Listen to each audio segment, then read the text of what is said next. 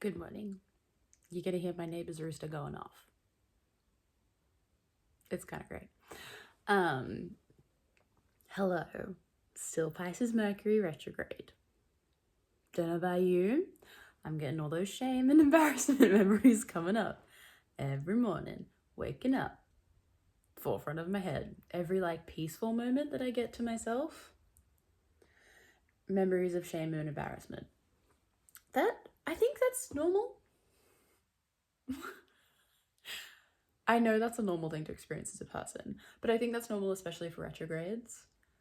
And for Pisces being that sign of unconditional love and forgiveness and kind of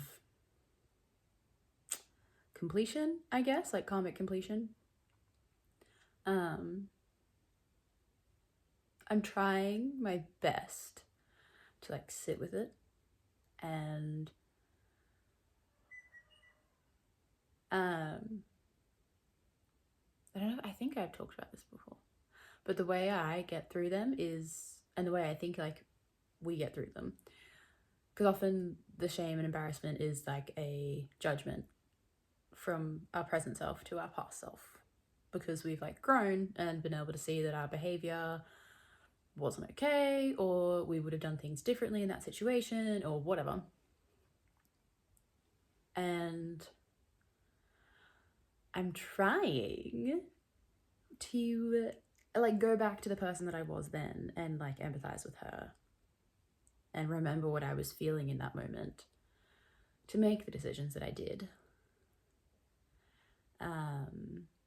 It's been a bit harder, and so I've also been trying, and I think it's also been a part of the retrograde that I've been remembering the state of my life, especially from when I was in one of the rougher parts of my life, that I made a lot of these decisions that were out of alignment with who I was, that either I feel shame about, or I feel embarrassment about, or hurt other people, or ended up hurting me, or were intentionally kind of things that I was doing that were reckless and not hurtful towards myself, but I was intentionally sometimes doing things that I knew weren't good for me, that I just didn't have a care for my life at the time to consider it. Does that make sense? I don't know. When you're just kind of 15 to 20, that's a time. 15 to 19, and then 19 and 20. Woo! Woohoo! That's a time. I'm being brought back to a lot of that, and I also have this feeling, because where I'm at in my life at the moment currently, I'm not necessarily in a downswing like I was at any of those points in my life back then, but my mind is kind of creating it as such. I'm processing some feelings from back then, and so I am feeling but I think that the common through line is the feeling of being a failure, and processing that's pretty heavy. It's not feeling great, because there are some things in my life that I'm able to attach that feeling to, and so it's starting this it's attempting to restart this karma, I guess. And as much as I am trying to do the whole meditation of going back to myself in these memories, fuck, it's uncomfortable. Some things that I've done, some things that I've said, the person that I was, because of pain, not an excuse, an explanation. It's an explanation to be able to empathize with, but it's not an excuse.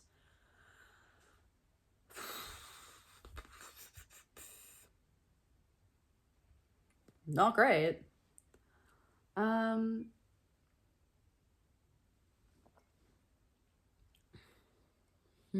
Super not great.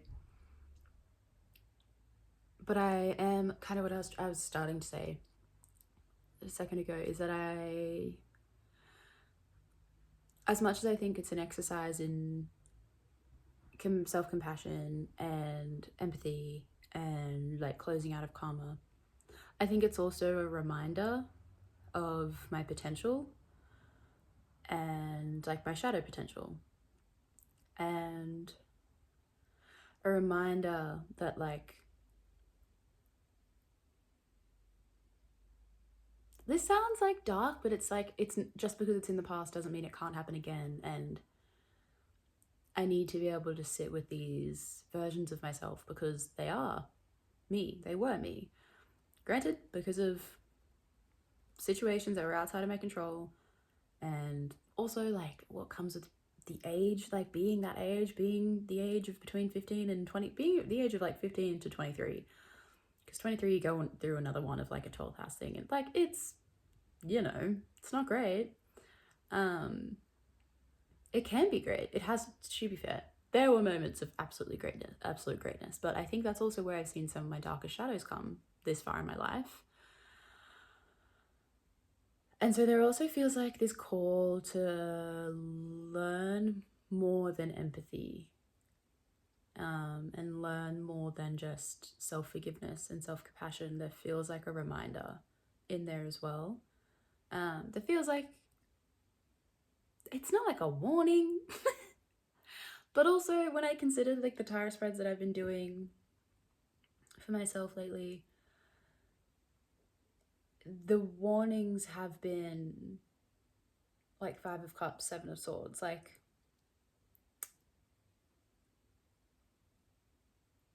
in the vein of,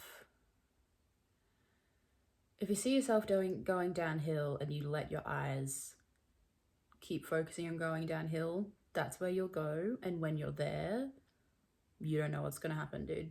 Like, you're just going to be going downhill, and that's, you know, I can tell you what it is and it's not good. Well, I can't tell you what it is, but I can tell you that it's not good, is more that kind of warning. And then 7 of Swords is kind of like,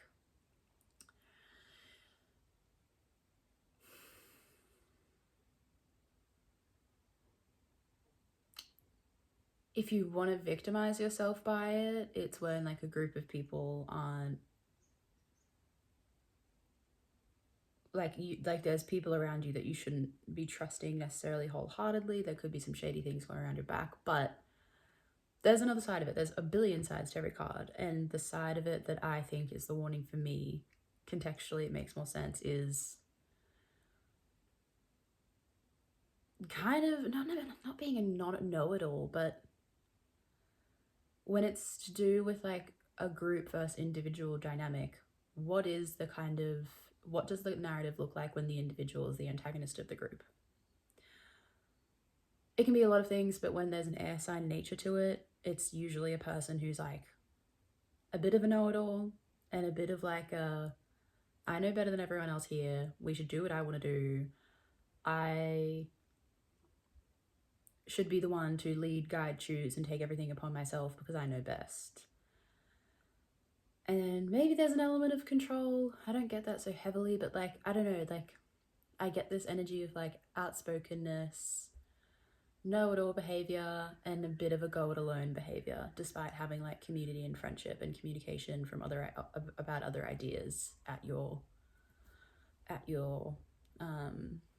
disposal. And I got that warning this morning. So I've just been kind of doing like a show me my life, show me where I'm at spread. And I'm on a good track, but, well, I think and I feel, but yeah, like you always got to be aware of what could, well, you don't always have to be, but it's helpful to be aware of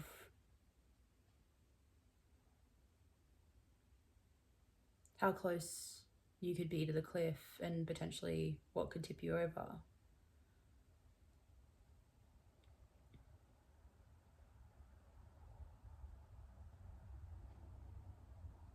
And I'm worried that in processing these feelings of shame and like failure and embarrassment,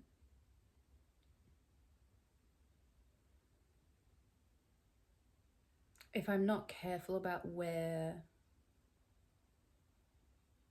their beginning and ends are in my emotional narratives, that I could start playing them out again, and I could become someone that starts to embody the Five of Pentacles, Seven of Swords.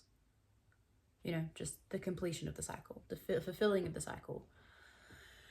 And that's what I mean by that feeling. That feels like this warning. And it feels very Pisces retrograde, especially since we're coming to the end of it. There's like this feeling of everything either coming to a head, or, you know, we're at the closure of the story. We're coming towards the conclusion, I think, in the next week. So potentially that's why there's this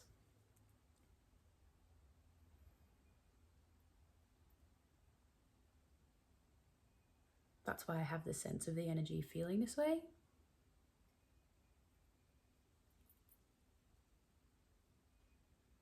But yeah, it's always interesting, the periods of my life, and like I'm guessing also other people's lives, when these kind of moments of like past shadow stuff comes up. It's not always in a retrograde. I do find it happens for me in a retrograde quite often. It happens outside of them. And it is always because there's something trying to either release or resolve. There's some kind of conclusion that's wanting to be made inside of me for the betterment of the whole of me.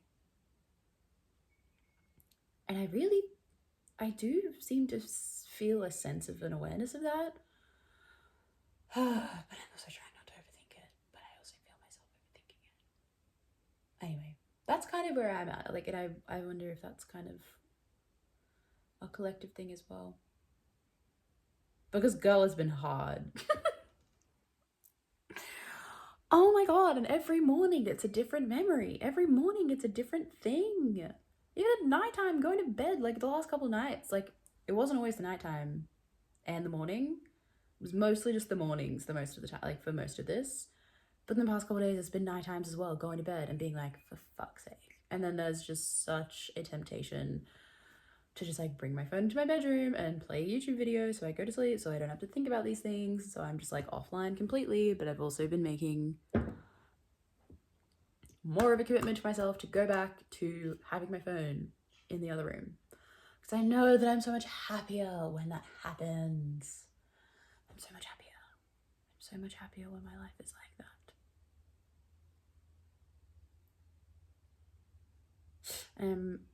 I know winter's going to be a bit of a challenge because it's been cold the past couple of nights and I've just been wanting to go to bed early, but I've still been a little bit awake.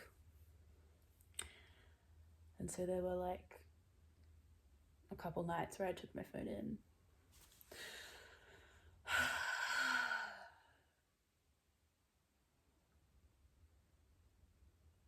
The challenge is like, well, no, the challenging part is that I take it to bed. I still go to sleep, like my sleep doesn't change, but it's when I wake up in the morning, my phone's there, and I'm so much more likely, even if it's just to check the time, I'm so much more likely to like pick it up and check the time and then be like, what's going on? When I really don't need to do that, because why do I need to know the time when I wake up? I know what time I wake up. I wake up between 6:30 and 7 every single day, like clockwork. That's what I do. So why do I need to know? You know? Why do I need to know?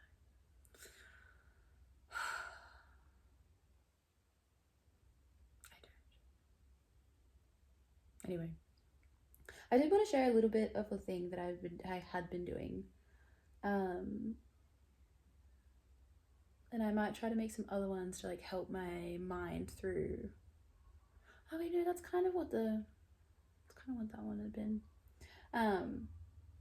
I think just this Mercury retrograde has brought out a lot of things, and I'm grateful for it, as it should have been. Like, that's its job. One thing that I did take away from it though is I've rediscovered my relationship to intention in a fun way.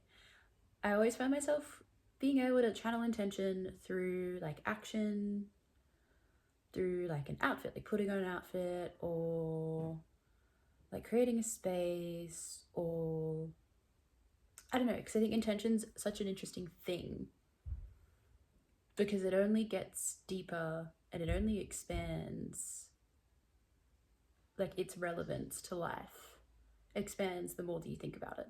The more that you think about the relationship that you have with being an intentional person, having an intentional space, putting intention behind your actions, like it is. I've been finding just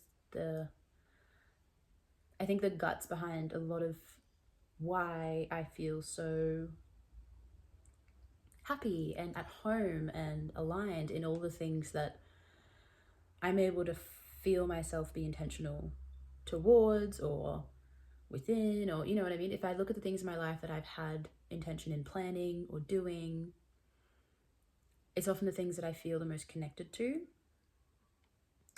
And it's also the thing that's behind a lot of like magic. When you look into magic and you look into spells and when you look into everything, they are, I think the roots of them are intention. And I'm good with it with like food and like little drinks. But one thing I'd always wanted to do and be able to like have a bit of a practice with was like blessing jars or like spell jars or intention jars. Whatever you would personally call them, they're pretty obvious. They're like these kinds of things. But for some reason I've had a block for the longest time around, I guess, around like believing that I like could do it. And that might sound silly because it sounds silly. I'm judging myself. It sounds silly because I can see myself be someone that can be intentional in so many ways. So why has this been like a block for me? And I kind of filtered down through the questionings of like why and got to witch wound stuff, which is a whole other thing. I keep thinking my bag on my chair, my couch is my rabbit. It's not. I keep just looking at it. Anyway.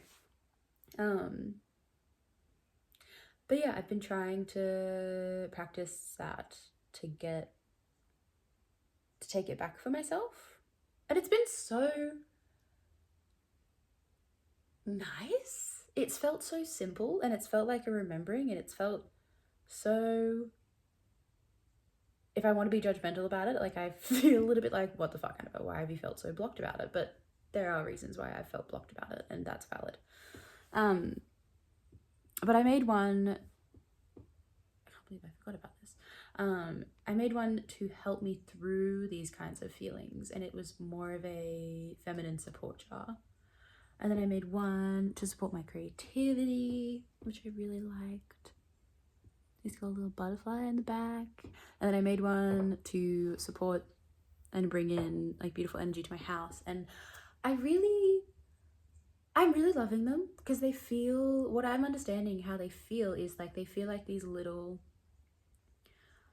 maybe not channels, but like they feel like these little hearts of like the meldings of the energies that you put in with them. And it's so fun to exercise like my knowledge of all little things that you put in. You can put literally anything in, is what I've come to understand. Is that what I've understood about it is intention reflects your connection and your symbolism, or your symbolism and your connection to particular things. And so in my head, you can put whatever the fuck you want these things. But it's, for me, it's just my way. And I think the point of it is it's the way to, through symbolism and I guess like your relationship with particular objects, like attach a bunch of things to one another that you have like strong feelings and identity and like an identity for each one that will like all come together and like be harmonious and like, I don't know, like soupy and nice, and like they'll eventually like come together. And your intention, like this energy that's behind, this consciousness that's behind your action and your choices, and like your consideration for all of these things, like they're all energy. And that's also something that I realized, is that like I think magic in and of itself is that action of all of those things. It's the action of consideration and care and like connection to yourself and like whatever emotion that brings as well, and hope and vision. Like it's all of these things that really do have energy behind it, because like for example, when you can tell when something's been put together with love. You know, people always say that you can like sense cooking has been cooked with love because you can like feel it or whatever. But like you can also like another string that it kind of brought in was like, again, the fire that I have around beauty being so important. Like beauty is a way of showing love and consideration. When something has been put together with consideration of balance and harmony, it shows. Like the fact that you're putting something together with love and intention, and sometimes like being really scrutinizing about something, being very like perfectionistic sometimes can bring a lot of beauty towards something. And that's not necessarily all beauty is. Sometimes beauty is allowing something to be wild, and the fact that you have the container of acceptance and an admiration for something being maybe like abstract or uncontained is what makes it beautiful. Like it's all your container and all what you bring into it. And I don't know, it's been such a beautiful exercise in reflecting on action and intention and magic in such like in such a fulfilling way. And so I've in my head, whatever you find, like whatever like it is around, it's oscillating around symbolism, and like symbolism of your relationship of like what you consider something to mean to you, and intention.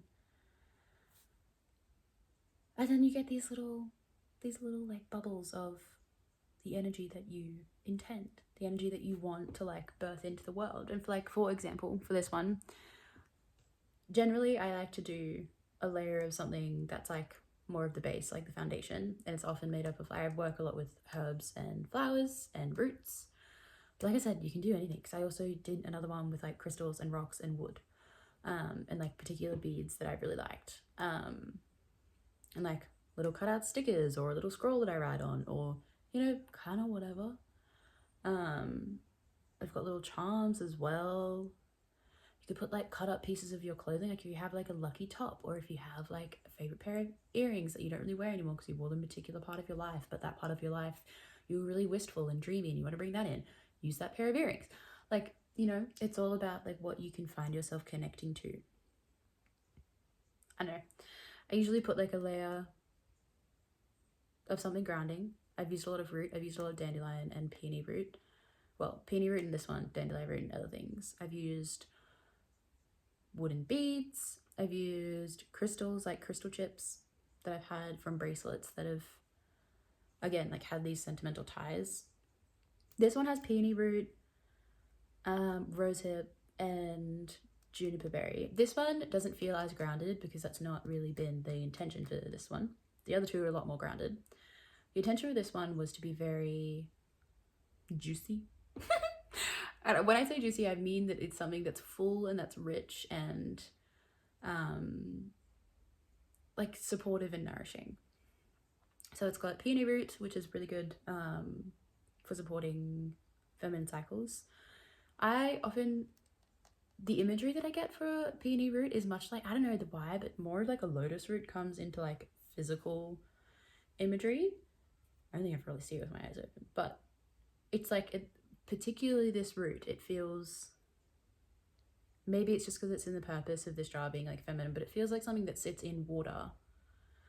That like water, I know that it sits in dirt, but for the purpose of this, I see it like, and I guess this is the thing with intention, like this is the visual imagery that comes with this, and this is how I see it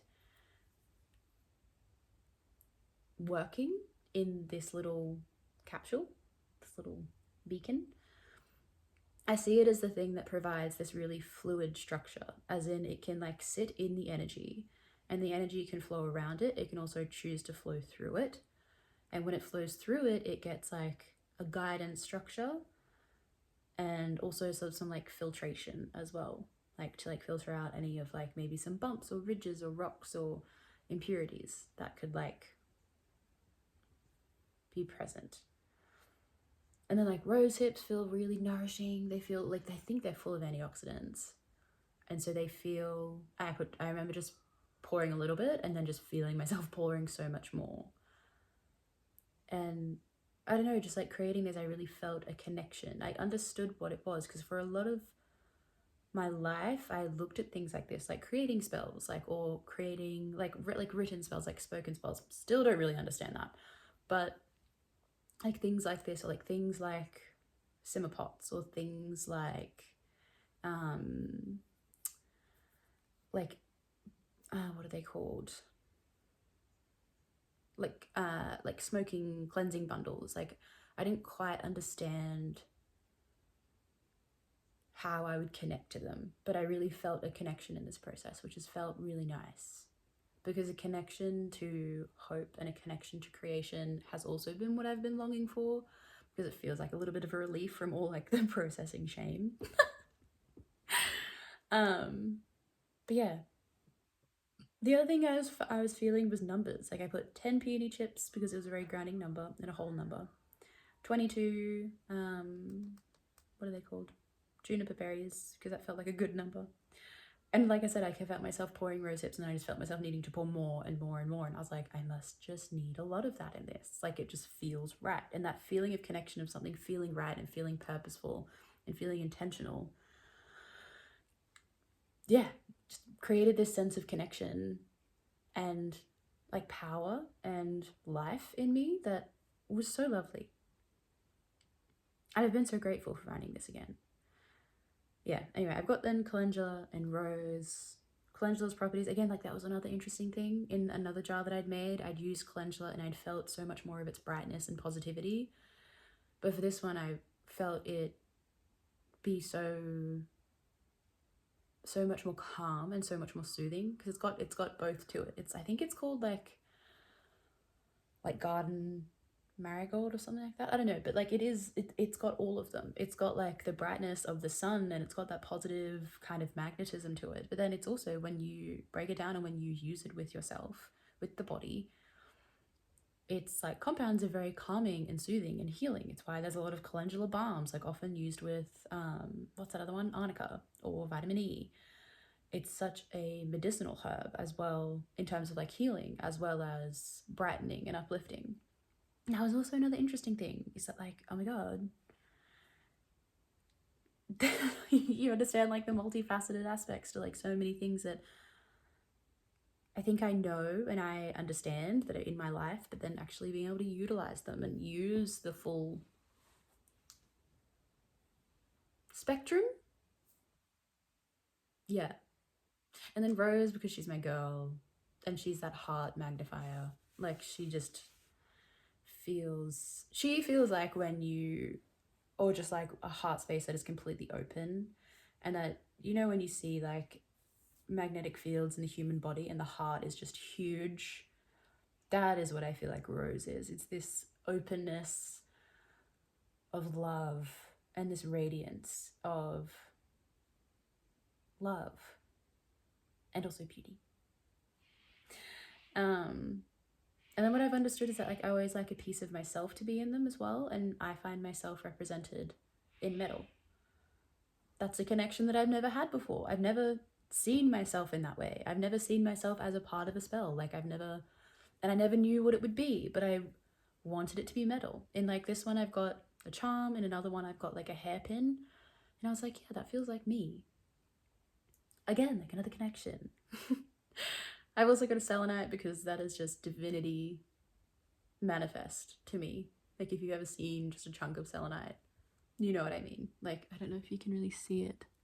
It doesn't look that amazing in here because it's one of my chunks. I had a little ball and it kind of went through my bag and it got really like muddled. All of my selenites actually really muddled because it's been through it.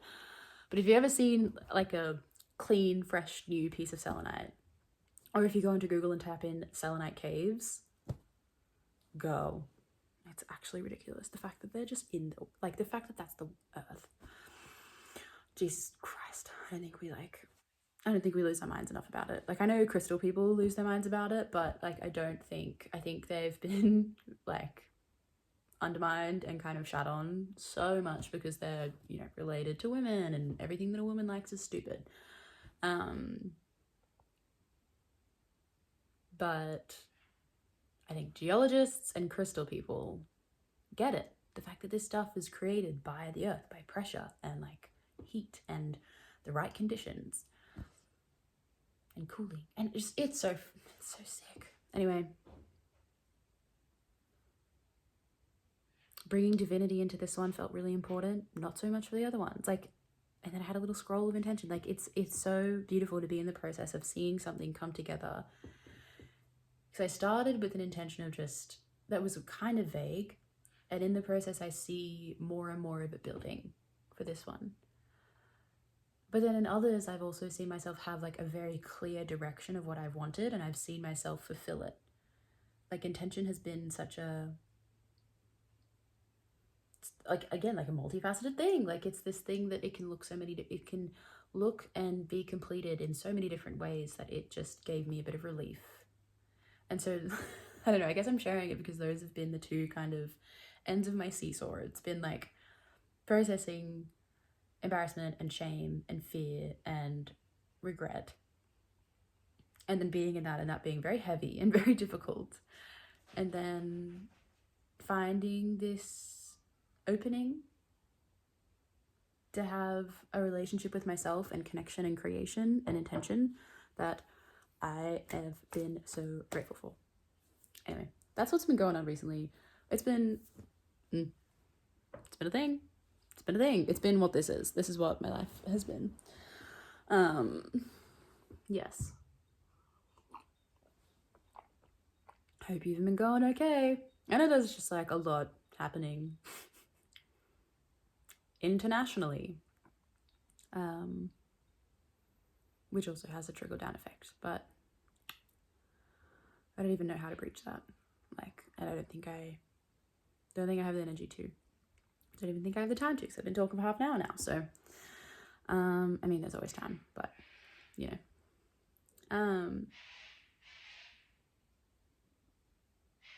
I have been praying a lot. Not in the Christian way. Sorry. It's not that praying in a Christian way is bad, actually. Sorry. Why did I even say that? Oh, because I have a Smosh skit in my head. That's why. Not that that's from a Smosh skit, but that was whatever. Not the point. But yeah, I hope we are all kind of thinking about the world at the moment, because it's kind of a lot. But in the same vein, think of yourself as well, and still focus in on your life, because that is the one that you're living. But yeah, hope you've been well. Hope this was a good little insight of what's been happening for another person. I hope if you have a call to make like a little blessing jar, intention jar, spell jar, whatever you call it, I like to think of them as little like blessings, because they feel like little blessing channels that then just like, again, like they radiate the culmination of all of those essences that I've like put in with so much care and love and like organized, and like, yeah, they just feel really beautiful. And if you have a calling to maybe do one of them for yourself, for another person, for the world at the moment, like, it's very fun. And if you just allow yourself to be in the process for a bit and also then reflect on it, I found that really, really enlightening. You know, I was kind of just in the process when I was doing it. Like I said, all of them turned out a little bit differently, and like the process looked a little bit differently. But then reflecting on it gave me a lot to see of myself, and to see of all these little things. So yeah, it's really beautiful. So I'll encourage it. Yeah, I'll see you later. Bye. Okay. Honey bun. He's up with something. Check it out. Bye.